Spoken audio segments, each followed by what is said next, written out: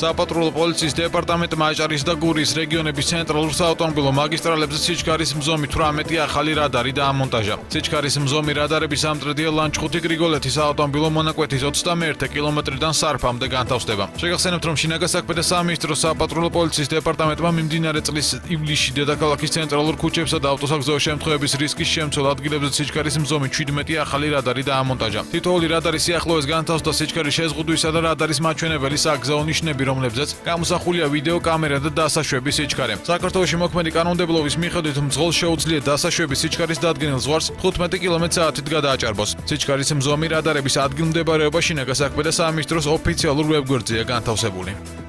დღეის მდგომარეობით იმ ადგილებზე, სადაც დამონტაჟებულია რადარები, დაღუპულთა რაოდენობა გახლავს 6.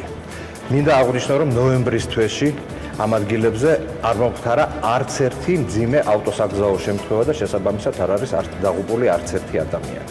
თქვენთვის ცნობილია, რომ რადარების დამონტაჟების და მუშაობის პროცესი არის პერმანენტული და ვრცელდება მთელს საქართველოზე. 1 დეკემბრიდან აჭარა-გურიის რეგიონში ამოქმედდება კიდევ 18 ახალი რადარი.